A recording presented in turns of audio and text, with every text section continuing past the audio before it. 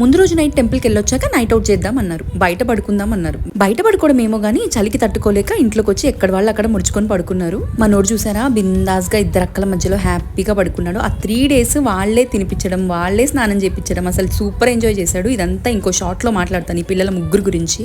ఈ రోజు అయితే టెంపుల్లో హోమం ఉంది, మమ్మీ వాళ్ళు హోమంలో కూర్చుంటున్నారని చెప్పి వాళ్ళు రెడీ అయ్యి వెళ్ళిపోయారు. ఇంకా మేమైతే బ్రేక్ఫాస్ట్ కి తాలింపన్నం చేసుకుంటున్నాం. ముందు రోజు మిగిలిన అన్నం తాలింపు చేసుకుని తింటే ఎంత బాగుంటుందో కదా. ఇక్కడ మెయిన్ గా మా చెల్లి గురించి చెప్పాలి. మా చెల్లి పెద్ద ఇంట్రోవర్ట్, అంటే నాలాగా బడబడా వాగేదు. దాని కంఫర్ట్ జోన్ చూసుకొని మాత్రమే అది మాట్లాడుతుంది. అండ్ వన్స్ దానికి ఆ మనుషులతో సెట్ అయింది, కంఫర్టబుల్ గా ఉంది అంటే వాళ్ళని అస్సలు వదిలిపెట్టదు. అప్పుడు అది నాకంటే డబుల్ వాగుతుంది. కమింగ్ షార్ట్స్ లో అన్ని రా వీడియోస్ పెడతాను. అలా మా చెల్లి కంఫర్ట్ జోన్ లో ఉండే జనాల్లో ఫస్ట్ పర్సన్ మా బావ. ఇప్పుడని కాదు, ఫస్ట్ నుండి వాళ్ళిద్దరికి ఒక మంచి బాండ్ ఉంటుంది. ఇన్ఫాక్ట్ నాతో కంటే మా బావ అండ్ మా దివ్యతోనే బాగా చిల్ అవుతుంది మా చెల్లి. వాళ్ళు హైదరాబాద్ లో ఉంటారు కదా, అప్పుడప్పుడు కలుస్తూ ఉంటారు. కానీ ఈ ఫోటోలు వీడియోలు నేను కలిసినప్పుడే రికార్డ్ చేస్తాను కాబట్టి మా చెల్లిని చూసి చాలా మంది షాక్ అవుతున్నారు, ఏంటి ఇది ఇలా కూడా ఉంటుందా అని.